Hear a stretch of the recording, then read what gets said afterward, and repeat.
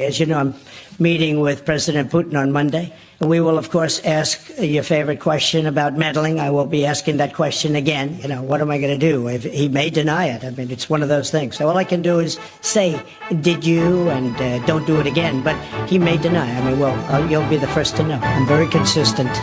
I'm a very stable genius. We still have to figure out what's going on with it. He is the very model of a very stable genius. Of all the U.S. presidents, he is the Mussoliniest. He learned a lot of things according to his Wikipedia and demonstrates his ample intellect on social media.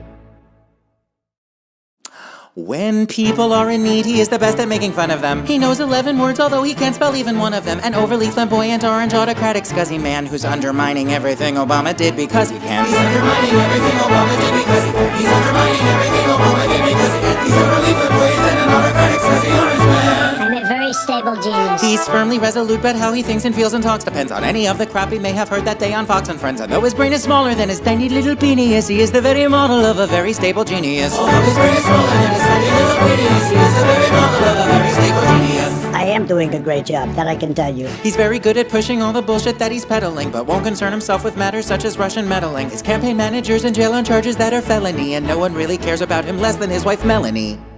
Sorry, Mulaney. He's really great with children when it comes to immigration. He thinks he's making progress with denuclearization. He's only hated from Seattle to the Carolinas and likes to greet his lady friends by grabbing their vaginas. He likes to greet his lady friends by grabbing their vaginas. He likes to greet his lady friends by grabbing their vaginas. He likes to greet his lady friends by grabbing their vaginas. Queen Elizabeth did not see that coming. He's certainly proficient at hijacking an election. At NATO, he is not afraid of not taking direction. Aside from all his ignorance, the chaos and sapenius, he is the very model of a very stable genius. Aside from all his ignorance,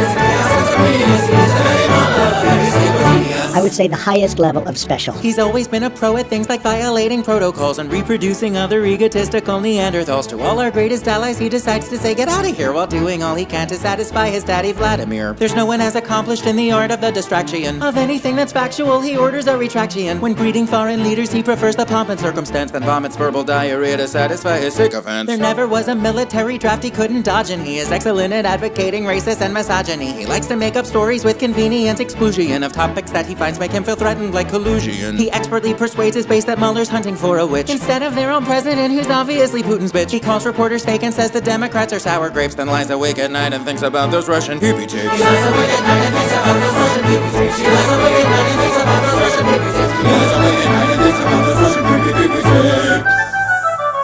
Oh, never has there been a stable genius as smart as he. And if you don't believe me, you can just ask Sarah Huckabee. And though his brain is smaller than his tiny little penis, he is the very model of a very stable genius. Although his brain is smaller than his tiny little penis, he is the very model of a very stable... I'm a very stable genius. Whatever, girl.